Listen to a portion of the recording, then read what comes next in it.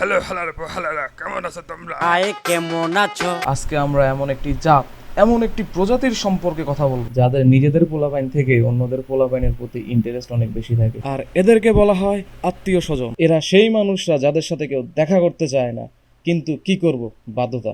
যাই হোক, এইরকম অনেক কিছু আছে যাদের সম্পর্কে আজকে আমি কথা বলবো।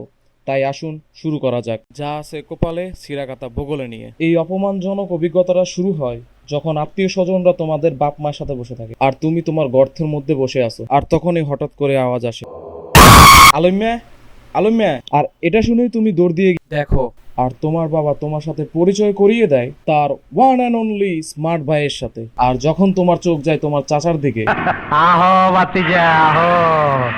কত বড় হয়ে গেছো, কত ছোট দেখেছিলাম। আর কিছু প্রশ্ন তো ওই আদিম যুগ থেকেই। কোন ক্লাসে পড়ো, এখন কি করো, ভবিষ্যতে কি করবা, বিয়ে কি এখন করবা না পরে করবা?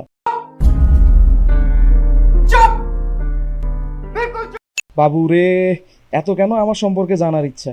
আপনার মেয়ের সাথে কি আমার বিয়ে দিবেন নাকি? আর এমন কিছু প্রজাতি আছে যারা এই প্রজাতি থেকে পুরাটা উল্টা। সারাদিন নিজেদের ছেলে মেয়ে সম্পর্কে গান গাবে, তোমাকে বলবে তুমি কি চাকরি করো বাবা, আর তুমি যখন বলবে সরকারি চাকরি, ঠিক তখনই বলবে ও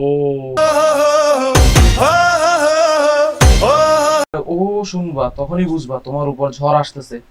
আর এর সাথে বলবে তোমার বেতন কত, আর যখন তুমি বলবা 30,000 টাকা, তখন হাসি একটা দিয়ে তো বলবে আমার ছেলের বেতন তো 3 লাখ টাকা।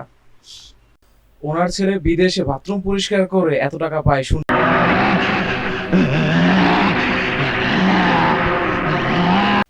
থাক থাক, আর পারবো না, আজকের জন্য শেষ।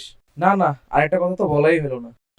এত অত্যাচার, এত অপমান সহ্য করার পর এখন তোমার ফল পাওয়ার সময়।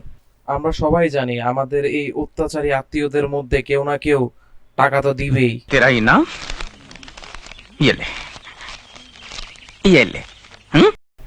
আজকের মতো এখানেই, দেখা হবে নতুন আরেক ভিডিওতে। खत्म। Bye bye, tata, goodbye, गया।